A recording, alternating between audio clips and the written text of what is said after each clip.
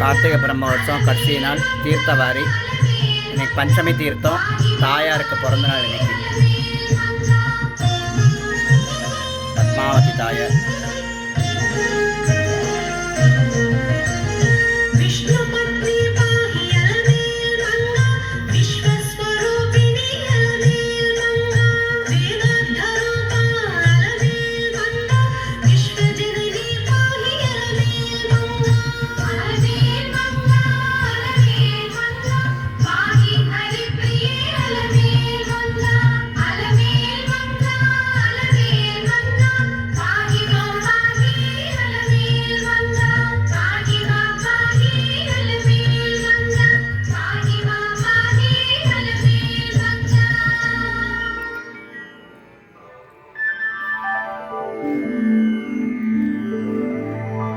लक्ष्मी वल्लभ संकल्प वल्लभाय महात्मने श्रीमद्विखनसे तुभ्यं मुनिवर्याय मङ्गलम्।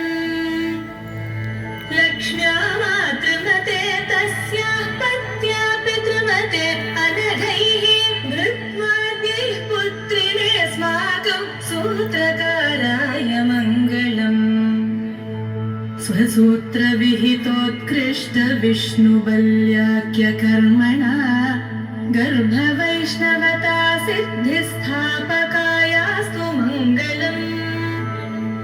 भक्त्या भगवतः पूजामुक्त्युपायं श्रुतिरिदं स्वयं दर्शयते अस्माकं सूत्रकाराय मङ्गलम्। श्रीवेङ्कटेश करुणा प्रवेशाग्रभुवे सदा करुणानिधये अस्माकं गुरवे तेस्तु मङ्गलम्।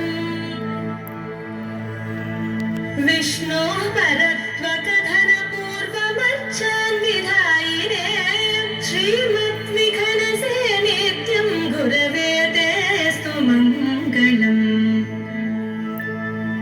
नारायण परं सूत्रं श्रुतिवाक्यैकसंश्रयं प्रकाश्य सूत्रकाराणां दृशते मूर्ध्नि मङ्गलम्।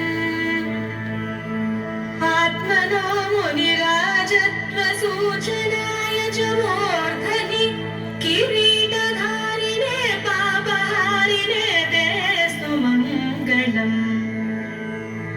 जन्मन्येन स्वभुजयोर्द्वयोः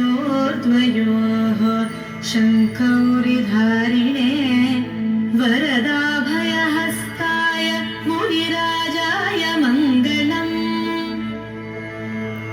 योगनिष्ठप्रभायुक्तस्वरूपप्रतिभानवे गुरवे विघ्नानाम्ना विष्णुपुत्राय मङ्गलम्। यैदं पद्यदशकं विघ्नो मङ्गलाभिधं पठेत्वा शृणुयात् तस्य मङ्गलं तनुयात् प्रभुः। नारायणं सकमलं सकला